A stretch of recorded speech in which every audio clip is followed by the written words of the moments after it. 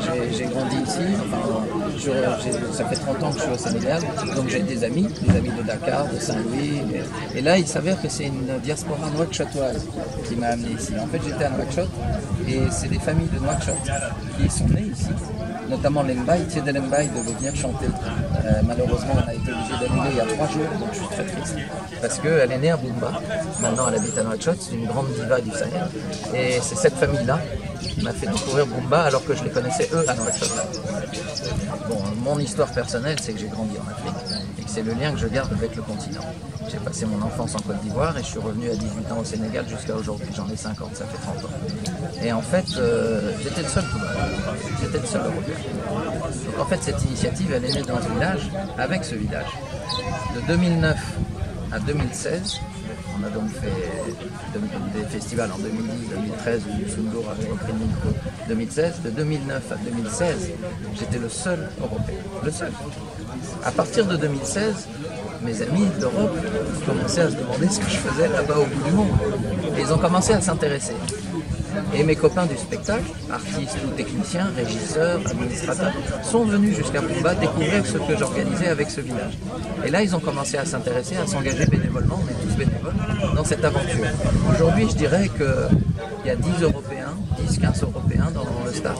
Il y a 900 bénévoles de la communauté villageoise, 900.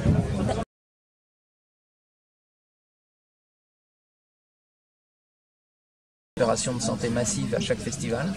On a fait le palu, on a fait le sida, on a fait la santé materno-infantile, on a fait la cardiologie, la cardiopédiatrie, on a fait la drépanocytose, des choses que même les ONG ne prennent pas en charge parce que c'est des maladies qu'on ne soigne pas.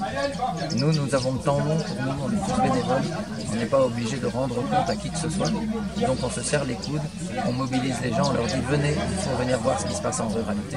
Et les gens nous suivent parce qu'il n'y a pas grand monde qui fait ça. Donc c'est sur l'environnement, la santé, la formation, la culture, voilà, c'est beaucoup de choses.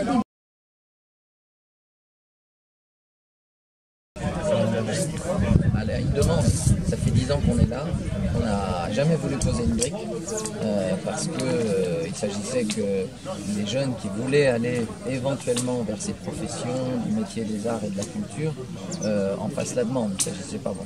Et là, au bout de 10 ans, on a vu des techniciens se former, on a vu des artistes répéter, on a vu des gens bouger vers Saint-Louis, vers Dakar, même vers l'Europe, qu'on a essayé d'emmener parce qu'ils avaient une envie d'aller dans cette industrie culturelle et créative qui maintenant est reconnue. Pendant longtemps, on a cru que c'était juste de l'informel et des saltimbanques.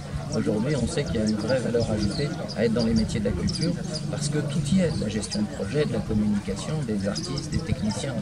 Et donc voilà, donc ce centre, il va être un centre de formation, non pas pour apprendre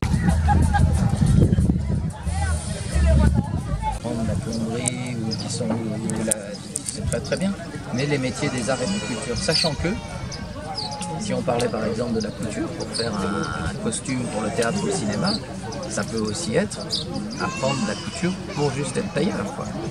Voilà. Est-ce que le festival